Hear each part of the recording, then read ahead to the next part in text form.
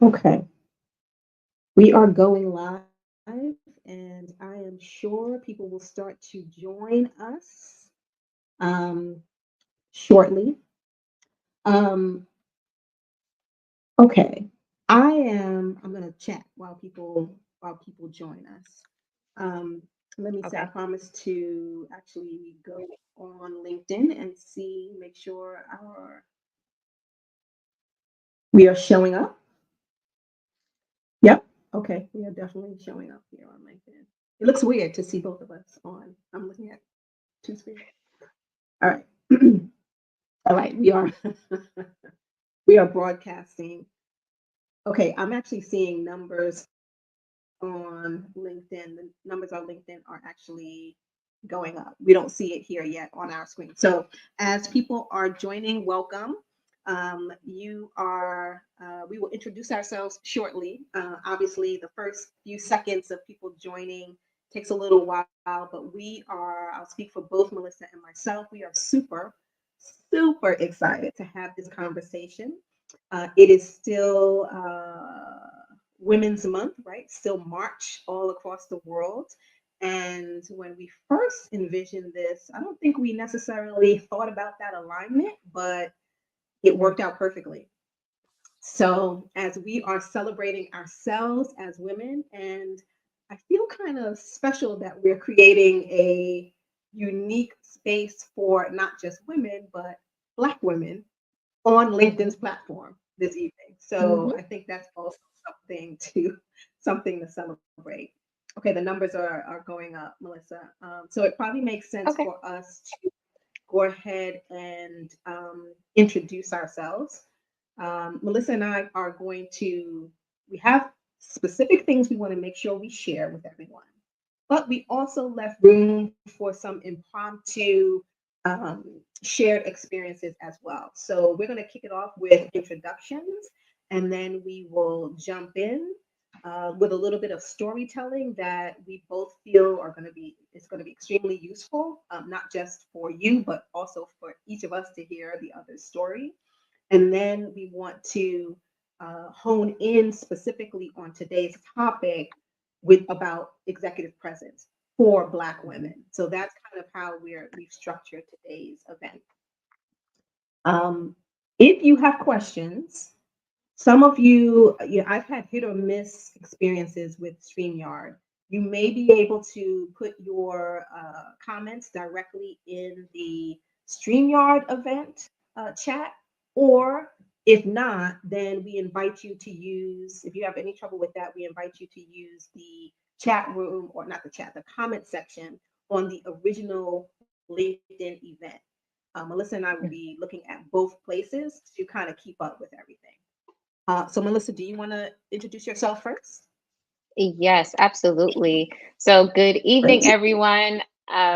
As Dr. Nicole said, my name is Melissa Flurry, and I am a career and leadership coach. And my mission and my focus is really helping corporate professionals land their first six-figure job.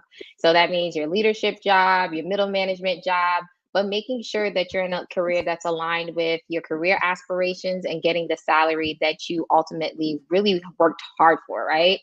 So, along with being a career coach, I do work a 9 to 5. I recently been promoted to an AVP position within structured asset management for a commercial real estate firm. Been at my company for a while now, I think about 6, 7 years almost at this point. So I definitely have a lot of experience and a lot of stories about what it takes to get promoted and to be seen, especially when you're the only person that looks like you in the room. So I am super excited about tonight. One of the things that I love to see when I'm doing my own lives is where are you all watching in from? So definitely drop your name, drop your location in the chat. And as Dr. Nicole said, like, let us know if you have any questions. Like, we wanted to definitely leave this space and have this room to allow women like you to really just ask the questions that no one is willingly giving you the answers to. Let me just say, I'm just excited about So am I. I feel like we should be having some wine here, and I don't even drink wine, and I'm saying, that. But so my name is first of all, Melissa, congratulations on your most recent promotion. I think that Thank is you. there's there's no greater no, there are greater feelings, but there's not enough celebration that we do, I think, when we get these that get promoted. And so Mhm. I definitely want tonight to be a celebration of your recent accomplishment as well. Thank Um, you. so my name is Dr. Nicole Bryan. Please call me Nicole. I wear a couple of different hats similar to Melissa. So in my role here tonight, I am an executive leadership career strategist. In my role outside of this venue, I do two things. I am a psychotherapist, so I am a clinical psychologist who practices psychotherapy. I have a private practice, and I am a fractional chief human resources officer for a small nonprofit.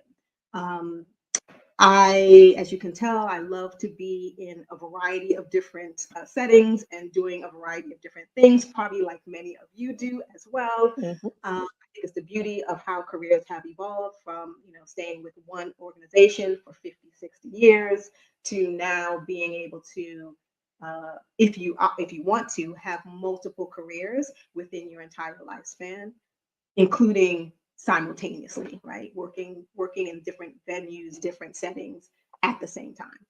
Um, so I have built a nonprofit business at this point in time. I've built a business being a executive career coach, and what that means is I help introverted women who want to become senior leaders or executives within their organizations.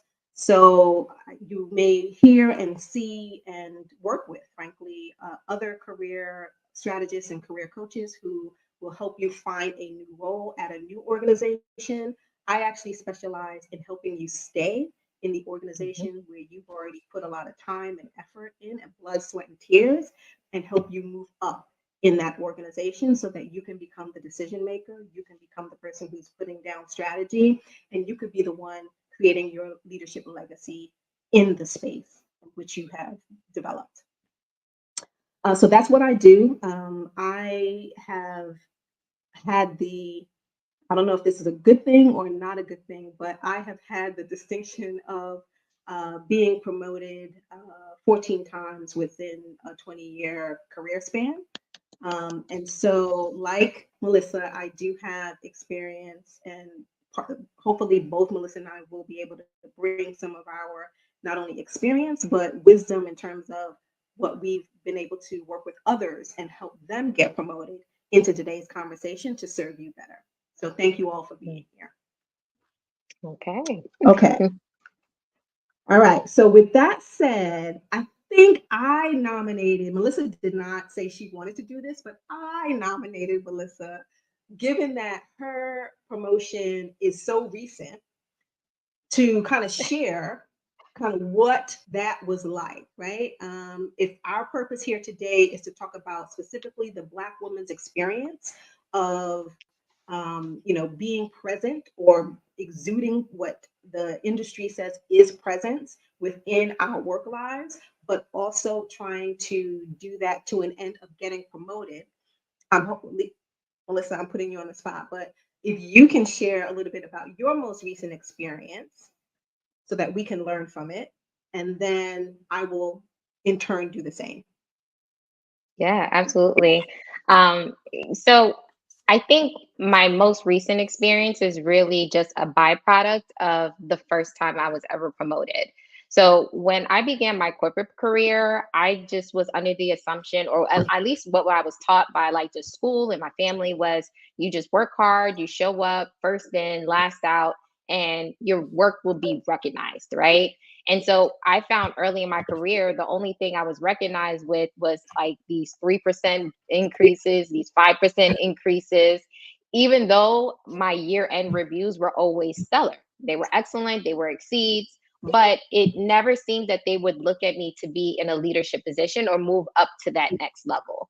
And so Mhm. when I was thinking about transitioning careers, because I talk about this a lot, when I first started my career, I was in traditional finance and underwriting, and I got laid off, right? And I was laid off and in a place of trying to figure out what is my next move going to look like, because where I've been really hasn't been serving me. And I know I have much more that I want to contribute as it relates to my career. And so I decided I wanted to get into commercial real estate. I get into commercial real estate, and that's a long story, and I could tell you that another time. But for many women, particularly Black women, when you look at industries like tech and finance, engineering, like it seems to be that, if we're not the only woman in the room, we're normally the only Black person in the room. And early on, when I made the conscious decision to make this jump, I said, you know what? I I expect to be the only person in this room, and I'm okay with that. There's nothing that I can do to change it right now, but I can't let that be the reason why I'm intimidated to do some of the things I wanted to do or take on the opportunities that I wanted to take on. And so when I was Mhm. hired, I was actually initially hired as a senior analyst. Okay. So as a senior analyst, any analyst position, you're normally at the bottom of the total pole. You're doing the grunt work. You're showing up to meetings and just being a support system. And so I already had work experience under my belt, and I knew that I was ready to be an asset manager. And so something that I did differently than my first role is that I was vocal about that. Like a couple months into my role, I made my intention known. I wanted to be an asset manager. I wanted to do specific projects. I wanted to be aligned with certain people because I knew where I wanted my career to go. And so that's one Mhm. thing that I would challenge you on to do, is to have the conversation about your career early with your boss, okay? Because you don't want to leave it to chance where you expect them to just kind of pick up on what it is that you like and what you don't like. Like I talk about like your career and even just your work relationships. Essentially, they are relationships, right? So when you have your spouse can't read your mind all the time. Like you have to be upfront. So the same way with your boss, like you have to let them know what it is that you want to do. And so when they knew what my intentions were, then I realized I started to get the assignments that would push me towards that direction. And so, with that, after my senior analyst position, I was promoted into an asset manager position in less than a year. And so, as I think about this most recent promotion that I got to AVP, it was honestly probably the most difficult for me, because after a certain point, as you're getting promoted and as you're doing these different things, you start to ask yourself, is this what I want? Right? Is this what I want to continue to pursue? And for me, yes, it is. Right? But I realized that I also had to reevaluate what my values were, what my motivations are, because what was a motivation for me in my 20s, right, which was getting respect in the workplace and doing all of these things, is not necessarily what I want now, right?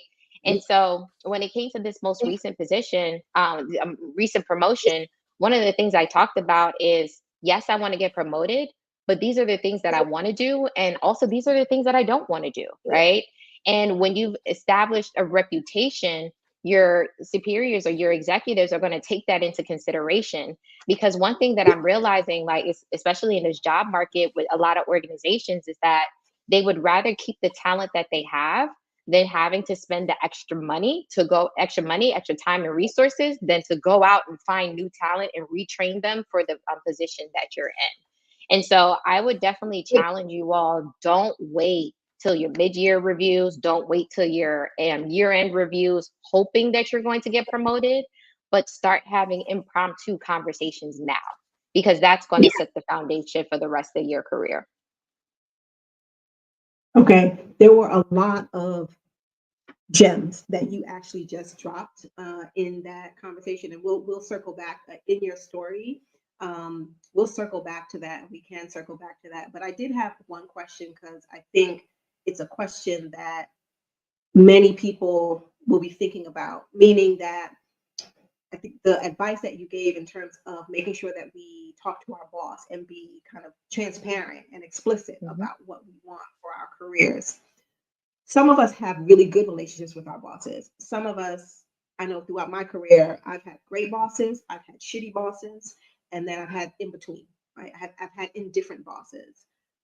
From your perspective, um, what advice would you give to someone who maybe doesn't have a strong relationship with their boss? Or maybe I've heard people say they don't trust their boss.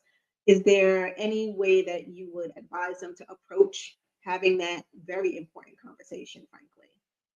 Yeah, I mean, one thing I can say, you can't avoid that conversation because one thing I realized with like my own promotion, it would have been I hate to say impossible, but it really is impossible to get promoted without having a sponsor or an advocate in the room for you.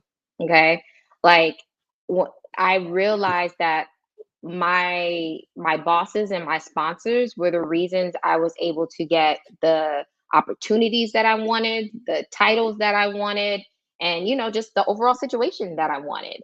And so if you're in a place where you don't trust your boss, you need to start by having a professional conversation and just saying, one of the ways that I like to phrase it with my clients is going to your boss, speaking to them about your promotion, your career growth within the company. And that's one thing. Be honest if you even want to stay with the company. Because if you don't want to stay with the company, it makes no sense to have this conversation. But if this is a place you're invested in, when you're talking to your boss, you're going to say, these are the things that I would like to do in my career and do it here. Are you able and willing to support me on this journey so that I can get to X destination? And at this point, you're giving your boss the opportunity to be honest with you. And if they say that they are willing and able to do it, because most of the times your bosses are able, but the question is, are they willing to do it? And if they're saying yes to both parts of those questions, then that means that they're willing to help you develop a plan to get you to where you need to be at this allocated date. And so you want to definitely test the waters there with that conversation. And if you trust your intuition and you realize that this person is not going to be the person that supports me, then the question you now need to ask yourself is, do you A, want to go above them, right? Because sometimes it is what needs to be done, and have the conversation with their boss about your career. Or B, do you actually want to leave if career growth is something that's important for you? And both of them are definitely hard decisions to make, but it's what needs to happen if you want to continue to grow. All right, great. Yeah, I agree with all of that. I won't even. We'll see if people have questions on it, but I co-sign that 100% in terms of what you said. Um, okay, so since Melissa went first, I'm gonna go second because I promised that I would. Yes, And because I was just about to ask you. I'm Because going to go ahead. I just want to say, I think it's important for people to hear your story because Nicole actually was in executive leadership, which I know that a lot of people are trying to, aspire to get to, whether it's executive leadership or even C-suite leadership. And so she has definitely a different perspective on that process. Yeah. So I'll tell the story of my first executive role, and it's interesting because my boss at the time. So I entered into an organization, and by the way, I will say that I was one of these people who believed that I needed 57 degrees to be able to prove myself and to be validated by others. And so at this time in my career, I had actually left the workforce and I went to get a PhD in psychology, right? But during that time, for a portion of that degree, you weren't allowed to work. You had to really just focus on the clinical work. Once they allowed me to work, I went straight back into the workforce. But I went and got a role I was in human resources prior to to the psychology degree. And then during the psychology degree, I went and worked for an organization that was dedicated to college access. So their whole mission was helping first generation immigrant children get into college and matriculate through college. Totally different Okay. field, right? And so my degrees meant nothing going into that role. That was lesson number one for me. But because I was in first generation and I had made my way through the education system, they needed me, someone who looked like me, because the people that they were helping looked like me. Right? That's where the alignment was. So I went in and I started out. They hired me to help them design a totally new program. So I was hired in as I think the title was specialist or something, career college access specialist. I worked there for maybe like a year. I designed the program with someone else. It was two of us working on it, and then the program was a hit, and I got my first promotion. I think to manager, so specialist to manager level. Um, Worked some more, and then I got another promotion to be over all of the programs because. Oh, you guys still there? Yes. Okay. So We're here. to be over all of the programs. So I went from I got maybe in like 3 years I became a director. But I was working for a woman who was the executive director, right? So the head of the business, and she was a nice person, but everyone didn't necessarily like her, right? I have a personality where I can get along with just about anyone, but she was very abrasive with most people. So she was the type of person, I'm sure you guys can relate to this.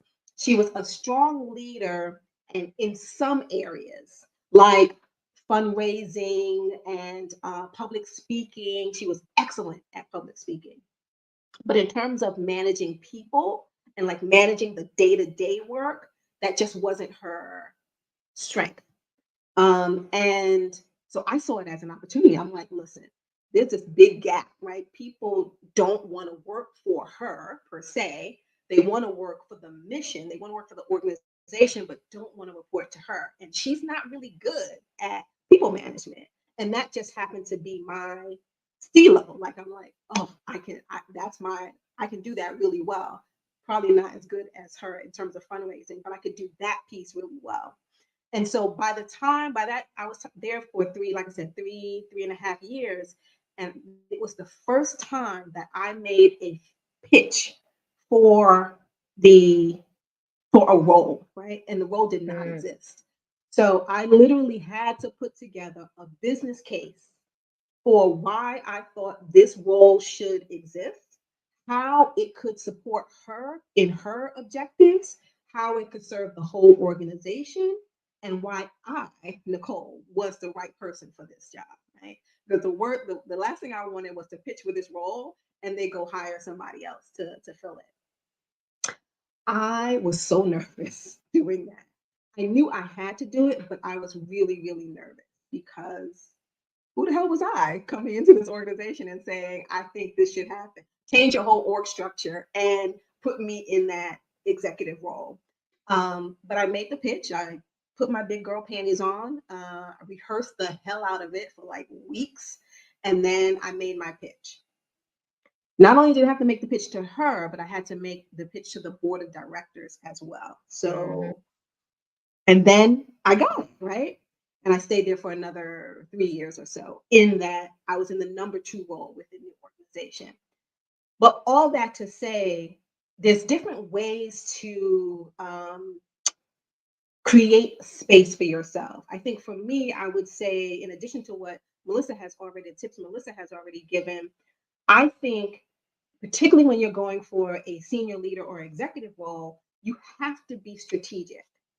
Many of us spend our careers being strategic for the company and being strategic for other people, but we fail to actually be strategic for our with our own careers. And by strategic, I mean not only knowing where you want to go, but deciding on what the steps are that you have to go through to get there, right? So for me, I couldn't walk off the street in this situation and say, "Hey, I want this role." I saw it from the beginning, like interviewing to get into the job.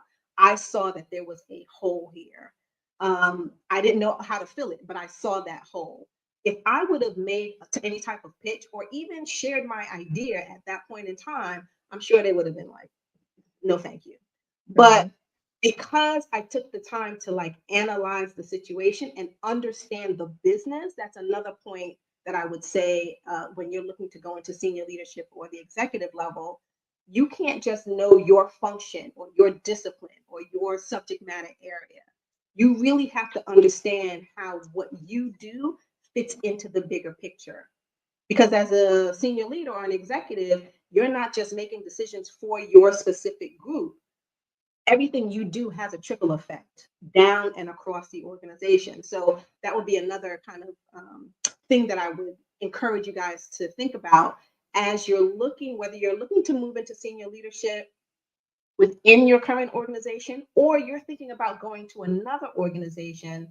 Knowing the business is really important, and being strategic about the moves you make and the moves you don't make. Every Yes, opportunity that yes, comes your way is not for you, and that's okay, right? So it's all about being strategic overall with your career, not just um, waiting on the company or a headhunter to come to you and tell you what your next step could be or should be. yes. So those are And the tips. can I just add in? And that's also what sets apart just your six-figure roles, because I get that a lot is how do I know if it's a six-figure role and why aren't I getting it because I'm qualified for it? And I always ask, like, how are you presenting yourself in the interview? Are you presenting yourself as the leader and the strategic thinker, understanding the business and the industry? Or are you just presenting yourself as the worker bee, right? Because it's sad to say, but the worker bees are a dime a dozen, right? And that's why they're paid $50,000, $60,000. But when someone is paying you six figures and above, they are paying you for your expertise. They're paying you for your mind. And so I say, how are you presenting yourself, and are you giving them opportunities to see how you're able to transform not only the team that you would be a part of, but how it will ultimately affect the overall organization? Yeah, for sure. Okay, so I fulfilled my obligation and shared my story. Yes. But I like there's similarities in our stories, Melissa, but then there's differences as well, which I think we all can learn from, right? Um, the one thing that I think would be interesting to pull into this is the presence piece, right? Mm, So we talk about presence, and in some cases, I recognize that executive presence is like a dirty word, a dirty term, for a variety of reasons. And I think about it from a black person's standpoint, black woman's standpoint, which we have the same thinking probably there. I also think about it from a introvert standpoint, right? Executive presence can mean different things to different people. And frankly, I would say in whatever organization you work in, presence probably has its own definition or its own nuance as well.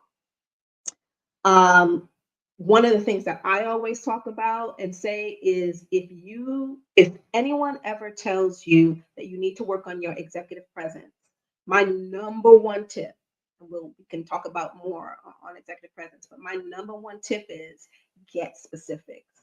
Because who the hell knows what if you tell me I have to work on my executive presence, okay, thank you.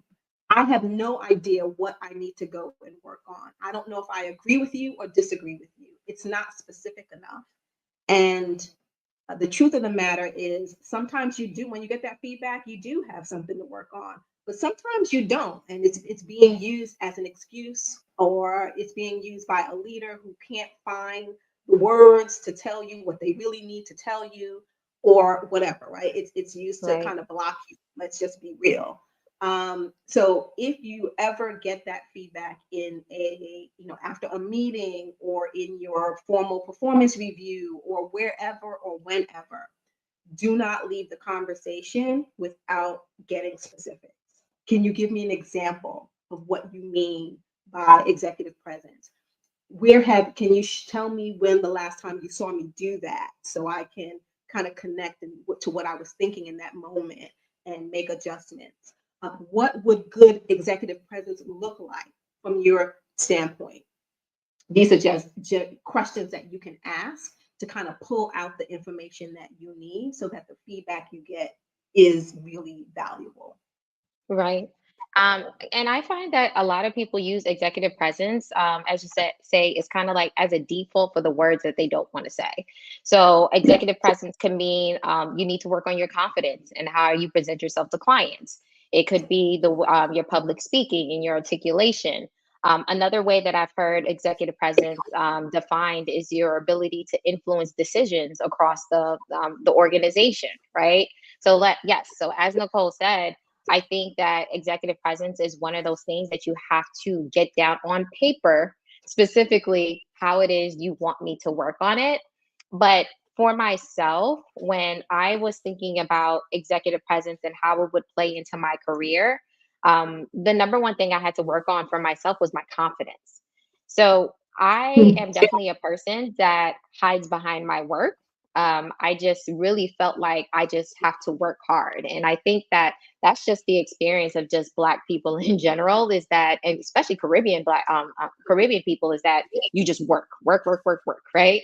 Um, and I was feeling like my work should speak for itself. And I felt like if I was to really exude confidence, then I would then fall into the Black woman stereotype, right? Whether that be the angry Black woman stereotype, the ghetto Black woman stereotype. And I didn't want to have to deal with that burden. So I felt like, yo, as long as I hide and I do my work and people can speak for me, then I'm good. But the thing about just hiding in general is that it stifles your growth, right? It stifles your growth and it also stifles your confidence just in general because you spend most of your day at work, right? Yes, they say it's a 40-hour work week, but for many of us, it's a 50-hour work week, it's a 60-hour work week, especially if you throw in commuting, getting ready, and leaving, and all of those things in between. And so I realized for myself is that if I can't show up authentically, not for other people, but if I can't show up authentically for myself, then I can't grow because that means I'm building a career on being an imposter. And I don't want to do that for the next 30, 40, 50 years of my career.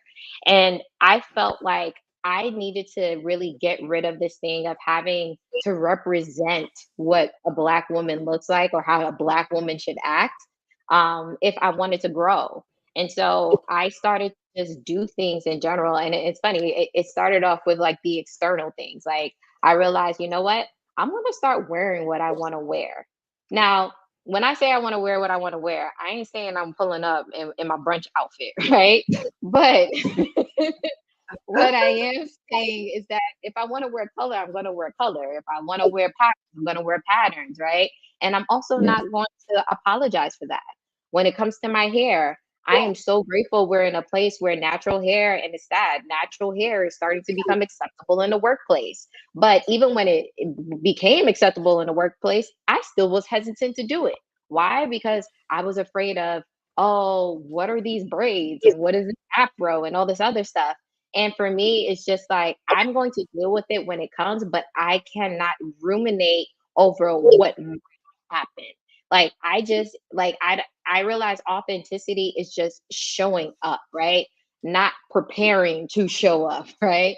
So I just realized that many of us are trying to not be a stereotype, and that's actually hindering us from just being.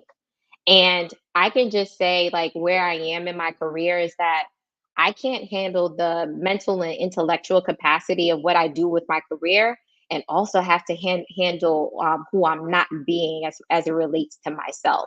And so when I started to really shed all of that, I realized like I was able to step in more confident. I was able to actually speak more direct. I was able to use my voice more because I wasn't questioning whether or not, I was being too Black or too ghetto, right? Like you gotta reach a point in your career is like, you're gonna get what you're gonna get. And if it ain't enough for you, then this ain't the place for me. And the thing about that is that that is absolutely okay. You've earned this place in your career to be choosy about who you work for, who you work with, because that's what you invested in, right? To give yourself choices.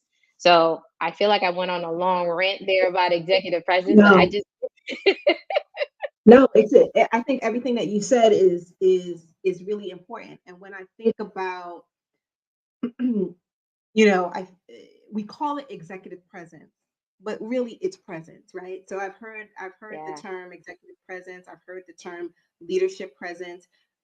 If I had to not use any of those words, I would say it's just how you show up. It's how you show up, right? At work, right? Some of us, and I have definitely done this, and I won't lie and say I still don't do it. There are some days where I need a cloak. I'm gonna be there physically, but mentally I'm somewhere else, and I just need to get through the day, and so I will Mhm. just exist. Some of us, unfortunately, don't do that for a day or two. Some of us, as Black women, feel like we have to do that all the time for decades within our careers. The truth of the matter is that so a lot of the things that I talk about and I work with my clients on and continue to work with myself on is all about leadership brand. So we all know about personal brand. Leadership brand is just your personal brand as a leader, essentially, right? And so when I say leadership brand, it's really about who you are. It's some of the things that Melissa said earlier, like your values, what you want to accomplish. For me, part of my leadership brand was this is gonna sound this is gonna sound crazy, but okay.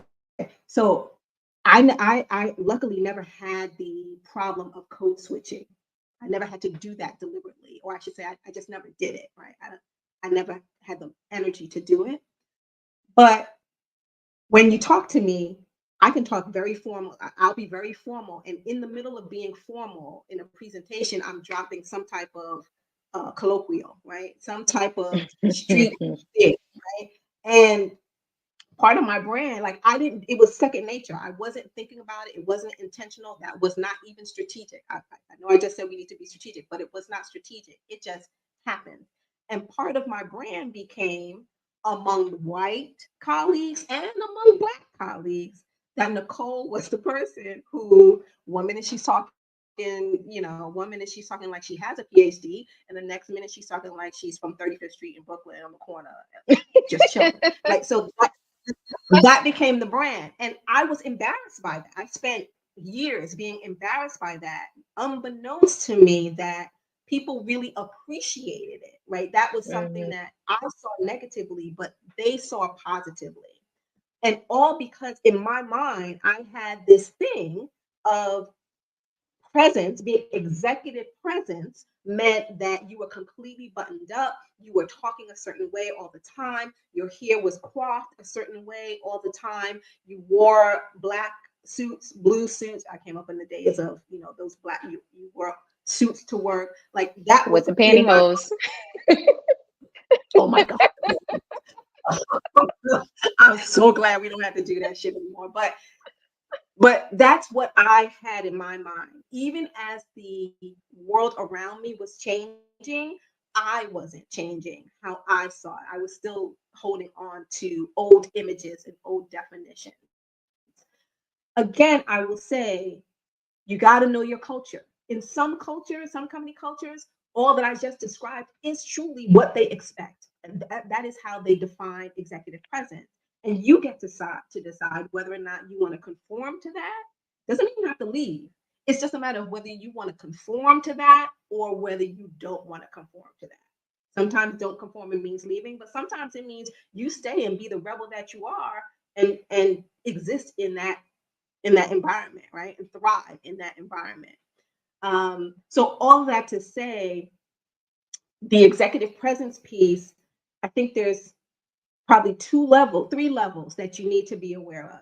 You need to know what your current environment defines as executive presence, what that looks like. And you can observe that. You can look around you and see how, what's rewarded, how people are rewarded for showing up within your organization, right? That's one level. The other level, I would say, is important for you to know what executive presence is defined as is in your team. So your boss and your immediate peers, Yeah. essentially.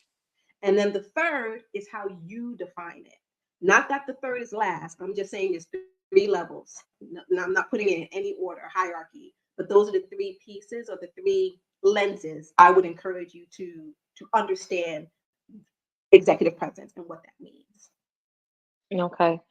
Um, so I guess a question that I have for you is, have you ever experienced in your career where the intangible skills were kind of hindering your progression in your career, whether that be executive presence, whether that be communication?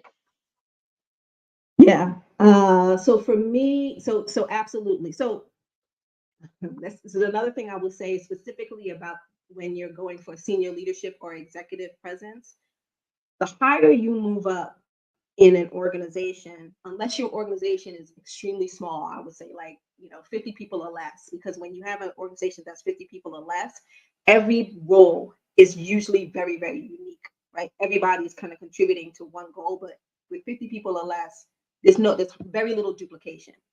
But when you are in a medium to large scale organization, the higher you move up in your responsibilities or on the org chart or in senior leadership, executive leadership, the more of a generalist you become. Right? Yeah, Mm. because and so if you think about if you think about two circles, one is a subject matter expert, one is general management.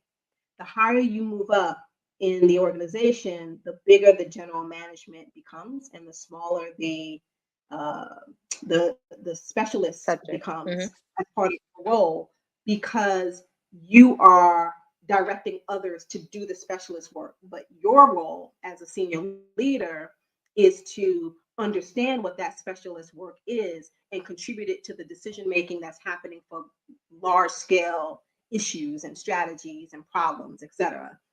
So for me, to answer your question, Melissa, yes, I have not always been a what I would call a good communicator. Okay. And the other thing I would say is, as an introvert, I was okay with that. Like I didn't want to be, I didn't want to be out front all the time. All right. My first executive role was a number two because I didn't never wanted to be that number one because that number one had to be client facing and audience facing, and I never wanted that. And I have always been a good writer, but in terms of using my oral skills, my presentation skills, they did hinder me for a long time because two reasons. One, I wasn't good at it. And two, I didn't want to get good at it. I didn't want to do it to practice, to put myself out there to get good at it. And that held me back, right? So, obviously I mentioned I was became a number two in this organization, but I eventually left that organization and went to a Fortune 25 company where I didn't even try to go for a top role. I went back to manager status at that point, and then I worked my way up there. But it was my communication. It was the introvertedness and the communication. So yes, Mm. I've definitely been in that. But then I had to make a decision. Like, okay, you have ideas. You are watching other people do stuff that you know you could do it better than them.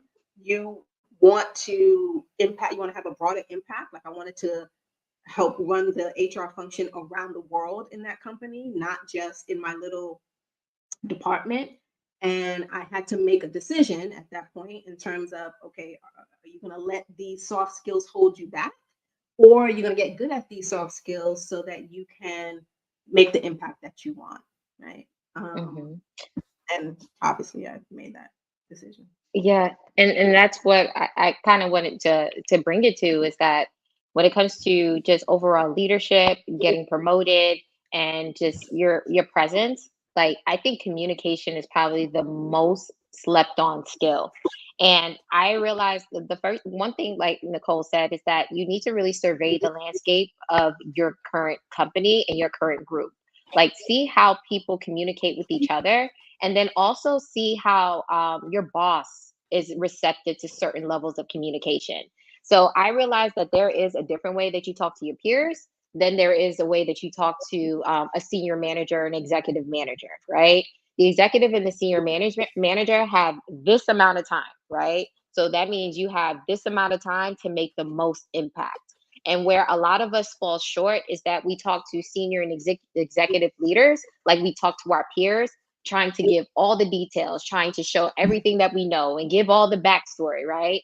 And then you realize that the moment that you really could have established a relationship or a really good strong point with the executive leader, they've already tuned out and moved on to their next meeting, right? So you really weren't able to show up the way that you wanted to.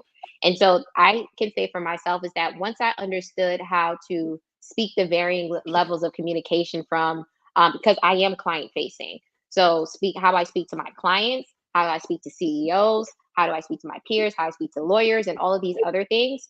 I realized that really added to my reputation and the brand that I was building at work of Melissa, someone that can be trusted. Melissa is somebody that I want to work with on my projects. And so, but if you never speak up and learn how to do these things, you won't give yourself the opportunity to grow in that way.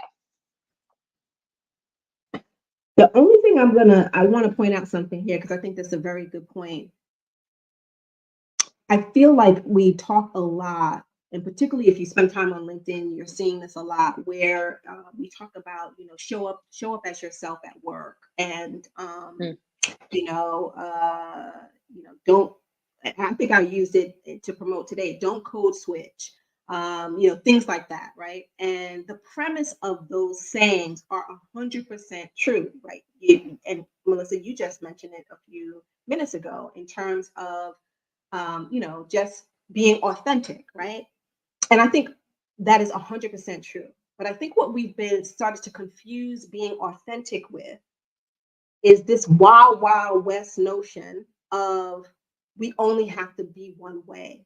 We only can be this one thing, right? Like we can only show up like how I talk to my mom. I'm gonna show up in the work, and because that's how I talk, right?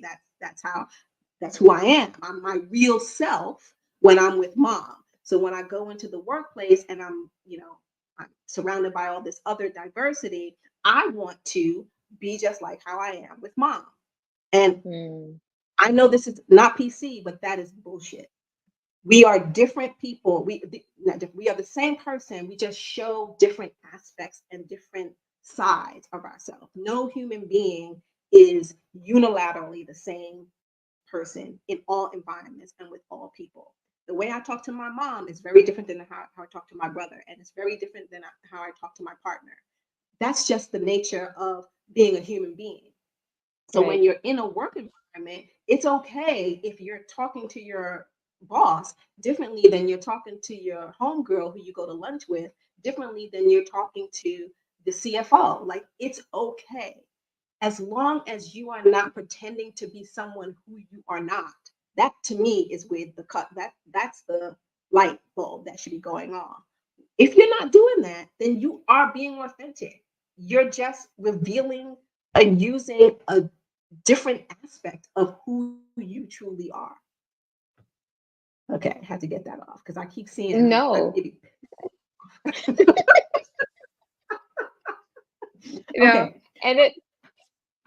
go ahead, please, Melissa. I was just no, I was just going to say, because we can keep going. If you have any questions, you can definitely start to drop that in the chat. Because we're going to be surveying the chat to see if anybody has specific questions as it relates to tonight's topic. Um, Yeah. but so it's funny that you mentioned code switching because for me, that was something probably a couple years ago. I started to really wrestle with that. So, working in commercial real estate, it's a lot of money that's flowing through this industry, and a certain different demographic that benefits from it. But it's also given me a lot of exposure to see how the other side lives. And it's crazy you have to say it like that. And I realized for myself, like things that are kind of like the norm for people is like for me, like, wow, like, whether it's ski trips and golfing and yachts and all of these other things. I remember at one point I felt very intimidated by because for me it was like, I don't know nothing about this. Okay. Like, how can I show up? Like, how can I add value to this? And instead of feeling like I needed to quote unquote be at that level, I was just honest. Like I never been to the ski resorts in Colorado. I never been to the ski resorts in the Swiss Alps. Tell me about that, you know? On my next, I would love to travel to this, that, and the third. Where should I go in a hotel? Like I've never been there. And I realized when you're just honest about where you are in your life and where you are in your experiences, it helps to create that bridge because at the end of the day, everybody hasn't experienced everything. So when you start Mhm. sharing your story, you'll realize that your boss and your coworkers is like, "Oh, I never done that," and then you start talking about those things together. So I know code switching definitely was something that I had to personally deal with feeling like I think more than anything, I realize people code switch when they feel like they're not enough and they feel like they have to Yeah. replicate a certain level. Yeah. Okay. Yeah. I'm okay. I will share this. I have shared this before, but in a very small environment. I mentioned before that I don't believe that I've ever code switched. Definitely Mhm. not intentionally. But I also mentioned that there were times where stuff would just come out my mouth and people would be like, what? Like everybody, not just my Caucasian colleagues or, but people of color too. One time, I'll tell you this embarrassing story, just to show you that it doesn't matter what level you are within the organization, like these things happen, right? So one time I was the HR person for, I was working for Citibank. I was the HR person for uh, two boroughs in New York City, which meant that I had responsibility. I was the HR person for the branches. So, many of us don't go into banks anymore, but that's what I was, right? So the head of the branch system was holding a meeting of all of his direct reports. He was my internal client. And I don't know what possessed me, guys, but I walk in and everybody's kind of, right before the meeting, everybody's chit chatting, little people, little groups of people talking and drinking their coffee or whatever. And I walk into the room, and let's say there's like 30, 40 people in there. And the president of the boroughs was like, hey, good morning, Nicole. How you doing? And I said, how they hanging? I don't know what I was thinking about, right? And half the people in the room got that, and half the people did not get it. But here I'm the HR person, right? I'm the HR person for this other executive. And that's what I say. I don't know why I said it. I don't know what I was thinking about. Were you You nervous? guys, I wasn't nervous. We have a relationship, and I think that's what it was. There was a level of comfort between us, and I don't.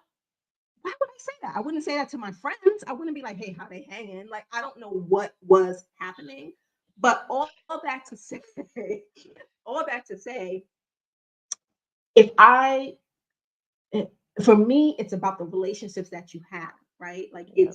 you can get away with a lot of shit in your work environment if you're good at what you do, people trust you, and you have good relationships. If Mhm. you're good at what you do, you fill a void that nobody else is able to fill. If people trust you, right? And if you have strong relationships already in place, you get a lot of slack. They give you a lot of leeway, right? And so that's always been my strategy. And thus, I guess when I said that, no one came down on me, but it's been a moment that has always stuck in my mind of, dude, what that everybody makes these errors, these types of errors. But if I wasn't trusted and I didn't have good relationships, I am sure there would have been consequences for that. There's no doubt about it. I'm in a room of there's no doubt about it, right? Um, anyway, just ending the conversation on that little bit of levity there. Okay, so I don't see any questions. I've been following the chat on Okay. LinkedIn. I don't see any new questions. We've gotten a few comments. I don't see any new questions. Um, so why don't we talk about, is there anything? So today we talked about a variety of different things. We shared two different, but in some cases similar, some cases different promotion stories. We talked about executive presence, particularly when it comes to being a Black woman in any work environment. We gave tips on how to determine what executive presence means in your specific organization. We also gave tips on how to have a direct conversation with your boss about your short and longer term career goals, particularly if you want to get promoted. And we talked about a whole host of other things as well. Melissa and I definitely want you to take all of that, right? This may not be the time that you need all of that information, but even if you take one nugget away from what we've talked about today and take action on it. We don't want you to sit here and just listen to us. We want you to, if you can, take action on at least one thing that you heard, then I think we will consider this time very, very well spent. Melissa, is there anything you wanted to share, or how can people get in touch with you, or anything like that? Yeah. Well, one thing I definitely want to add to the conversation. Yeah. I stop settling in your career. Like, I don't know why that's coming up, but I realize that there are a lot of women who are settling where they are because they make just enough money, or, the company is just good enough for them. And truth be told, you're secretly miserable in your career, right? And I understand that it takes a lot to transition careers, find a new job, and even just overall just change, right? Especially if you invested so much time into building your career to a certain point. But settling is really going to be a detriment to you in the long run than actually putting in the effort to make the change right now. I know for me, when I think about the first time that I was promoted, if I didn't muster up the little bit of courage to really crack open the conversation with my boss, I don't think that I would be where I am in my career. And a little bit of a story I want to share is that a part of that first conversation with me wanting to get promoted, my boss said he didn't even know I wanted to get promoted. Like, and hearing that from him made me realize how much I had to really be the number one person to push myself in my career. Like, other people are not going to say, make sure you think about Melissa, make sure you pay Melissa, make sure you promote Melissa. Like, no, like, I have to be the person that definitely puts my needs and my desires in the forefront. So if you want to get connected with me, of Oh, course, I'm always. sorry, Melissa. Huh? I'm sorry. Huh? We actually did have one question pop in. Do you have a minute or two to respond to that question, or Oh yeah. do you? Okay, okay. Um, and I think what you just said in terms of just that cautionary tale of having the direct conversation, it's so important because I think many of us miss opportunities because of assumptions of ourselves and assumptions of others. And I think what I hear you saying, Melissa, is don't assume that your boss knows anything about Mhm. what you want unless you have explicitly voiced it. Okay, so oh boy, we getting a couple questions. Okay, first question: when did you realize there is an unspoken social construct expectation that at a certain level or in certain industries, certain geographies, you are to share your marital status, number of kids, parents, upbringing, and personal activities?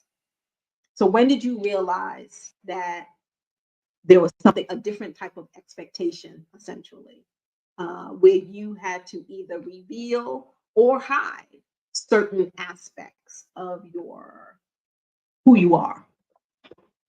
Um, yeah, probably within the last, probably like last mm, 5 years, 5 years of my career. So basically, when I made the transition into real estate, um, just because being in this industry, it's very still much um, family businesses and family owned. So people do business with those that they trust and they know. And a part of those conversations are the dinners and the get-togethers, and even just the talks about your faith and all of those things. So I started to realize how much of those values really drive those relationships. And as far as what I like to share, I think in general, as Nicole said, like I'm normally an introverted person and just private as well. And when you stack them on top, so I still ain't gonna talk to you about my business, right? Because it ain't your business. But I did realize that in forming certain relationships with people, they're looking for a bit of connection. And so if you don't feel like it's violating your privacy, it's okay to share. Like I'll talk about like, me flying home to meet with my parents or my parents being immigrants and what that looks like, or talk about some of my faith because I realized that it helps drive business decisions better when people trust you. And the way that they trust you is when you make a connection. So I think that you definitely have to kind of play it by ear and realizing why are you sharing this information? Because if you're just sharing it just to share it, then if you're cool with it, all right. But like for me, I just want to make sure that who I'm sharing this information with, that I there's some level of trust that I'm building with them on that. Okay, cool. I'm not going to answer it because many there's an overlap, and I think you hit some good points. I do want to. There's a couple of other questions as well, so I want to get those in. The next question was, how do you address organizations not recognizing your ask to elevate financially and in specific roles? So I'm assuming asking for, to be considered for higher level roles or to get a raise or and bonus. I have found myself with experience, hard work, and degrees, and being underpaid, underutilized, and feeling gate Mm, kept. Girl, you ain't said nothing but a word. Okay. you got it. Listen. All right. Okay. So here's what I'll say. This is Alyssa asked this question, and Alyssa, truly thank you for asking that question. Shout out to Hassana as well, who asked the question that Melissa just answered. Okay, so let me just say, you might not like what I'm about to say, but here's my response to that question. If you are finding yourself time after time after time experiencing the same thing, right? Being gate kept in different organizations with different bosses amongst different teams, then I would encourage you to think about why that is. Meaning, you are the common denominator there. And so it might be important for you to ask yourself as objectively as you possibly can. And if you can't be objective, I know it's very hard for me to be objective when I'm looking at my own stuff. Ask someone you trust that question. Like, is this something? Is it me? Like, am I doing something? Am I being a certain way? Is this something I'm allowing or giving off? That would be the first question that I would want you to ask. Only because if you've been experiencing it repeatedly with different people, different environments, etc. But if the answer to that is not ain't you, it's them, or if it's not happening repeatedly and it's them, then what I would say is you have to. Uh, it, are you? Then my next question would be: are you doing the things that we talked about today? For example, are you being explicit in terms of this is what I want, this is why I want it, here's the business case for it? Not making assumptions that because you are working your ass off and because you are, one of the few people who are right for that next role, that it's going to be given to you. If you have not yet taken the step to explicitly say, this is what I want, this is why I want it, and are you willing to help me get it, then I would say that's the next step in what you would need to do. Now, if you've looked at it all and you're like, no, it's not me, it's them, and you've taken those steps that we've talked about for the past hour, meaning you've talked to your boss, you've been strategic about the skill sets that you need to get to that next level, you've pointed out the exact role that you're interested in, and you said, hey, help me get there. and they said yes, and you're still not getting it, then I'm going to tell you, as the person who is always like, grow your career where you are, if at all possible, I will say that that environment is not for you. Right? That environment is not serving you well. You're giving way too much to that environment without getting any ROI for it. So the next step I think would be to start using your strategic skills to think about how you can make your exit, whatever that looks like, right? Meaning, um, so in some cases, you don't have to necessarily leave the company, but you might have to leave that team and that boss. Yeah. In other instances, you may have to leave the company, right? But either way, what your current, if you've done all those things that we've talked about, I think you got to make a call, meaning you have to know what your limit is. How long are you willing to stay in that position without getting something in return? And then think about how you can change that for yourself. I'm never one to tell someone to leave a company or leave a job before they are ready, but maybe you can start thinking about what would make me ready. What is the thing that is going to say where I'm going to be like, okay, I've had enough. And what does the next step look like? I have found, this is the therapist in me, even when you start thinking like that, it helps, right? You don't, when you start thinking about, okay, what can I do for myself next? How can I make my current situation more tolerable? That is empowering yourself in that role, even though you might not be, for example, in a place where you can financially make that move right now. The fact that you're thinking about it, you might be talking to headhunters on the side, you're looking for new positions, right? All of that helps you to keep you going till you get to the point where you can actually make a move. Um, Anything you want to add to Um, that, Melissa? yeah. One thing that helps you make strategic decisions is to get all your facts in order. So I had a client that has actually, she's on the other side of this, but was going specifically through the exact scenario that you laid out. So she worked in sports marketing and she found herself hitting a ceiling as far as her promotion and specifically her raise. And when we started talking about it, I asked her, well, how much do you want to be paid? She gave me her number. I said, how did you get to that number? She was like, well, this is what I feel like I need to be making. And I was like, nah. I was like, let's go out, let's do the market research, let's talk to people because I want you to be able to have the facts on why you want to be paid a specific amount. Because when you go into that room and they tell you no, then from a factual place, now you're able to say, oh, they just can't, they don't have the funds for it. So this automatically is not the place for me, right? So make sure you're able to outline your responsibilities, what it is that you want. This is what the market is paying, so that for your own sanity, you're able to stand behind the decisions that you make, whether that be, like Nicole said, staying at the company or making the decision to leave. Um, and also, one thing I want to add about this promotion conversation, which I think is not talked about enough, is that it's not an overnight process. So I tell my clients when you're thinking about actually getting promoted, you need to start thinking about that anywhere between 9 to 12 months before you actually want it to happen. And the reason why I say that is because you want to give yourself enough time, space, and grace to get the opportunities, get the projects, get the feedback, make sure you're having the meetings and all of those things. But then also for you having the mental clarity to say along the way, say, is this still what I want? You know, or maybe you find when you're doing all of these things, you realize you want to be somewhere else and do something else.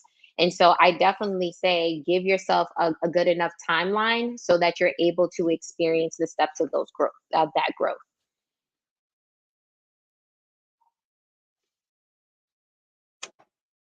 Yep. Okay. All right. So I think that's it for questions right now. Um, Final thoughts. Obviously, everyone here can keep in touch with us. If okay, let me just make the pitch. If you don't already follow Melissa, please take a moment now. Go ahead and follow her.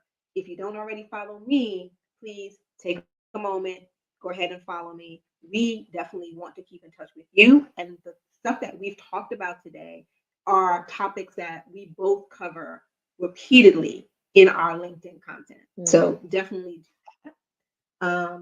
Melissa, outside of LinkedIn, is there anything you want to share with the participants just to stay in touch or anything that you want to? Yeah. So definitely, if you want to reach out to me by email, you can email me at hello@thebrandedcareer.com. Also, you can just go to my LinkedIn profile. You'll be able to see my email contact there. But I also have a free guide on how to land your first six-figure job. So in 2024, if that is your desire, definitely go ahead and download my free guide. One of the ways that I stay connected with you guys is through my bi-monthly newsletter. And I have a couple other masterminds and workshops lined up for the rest of this year. But make sure you're connected with me so that you can stay updated on that. Okay, perfect. Okay, and for me, I will. I was talking actually before we got started. I was sharing with Melissa that I created um, a 5-day executive presence email video course. It's very short. It's like, I don't know, each session is like 5 minutes or so, 5 minutes or less. So I'm going to drop that link if you want it. It's specifically designed for introverts, but the truth of the matter is there are skills and capabilities that anyone could use as long as you are a working female professional. I think it will benefit you. So I will drop that really quickly as well. And other than that, I think that is. I just want you guys to stay in touch because I think this is a conversation we can continue for quite some time, and be very very beneficial, not just for you, but for me as well. Yes. And also, if you found that this session was really helpful, definitely like it, but also share it with your community because we definitely want to really touch as many people as we can and help as many people as we can, especially this year. Yeah, that might be the ask. So the ask would be you can reshare this, or if you're like me uh, and Melissa, a little introverted, if you have one other female, Black female, Yeah. that is your sister girl, and you know that they could benefit from this, give them the link. Like just send them, forward it to them in LinkedIn or tell them about it and have them come check it out. That way, we are all celebrating the month of March in terms of supporting other women together. And we are ending it on a very strong note, specifically trying to support other Black women in our communities. So that would be one action we can all take as we leave today. Okay, Amen. Melissa, thank you so much I don't remember if it was you or me who actually came up with this idea, but thank you so much for being my partner in crime. It is way Absolutely. past my bedtime. I've said that a million. I think I said it in a post, like, "Yo, I'm staying up for this," and let me tell you, come 7 o'clock, I start like curling up into myself. So I'm glad Oh, that I get it. I'm glad that I pushed through. This was great. And luckily, this is recorded, so people will be able to continue to refer back to it over time as well. All All right. right. All right. Thank you, everyone. Have a good evening, afternoon, wherever you're dialing in from or whatever time zone you're in. And we will see All you next time. right. Bye, everyone.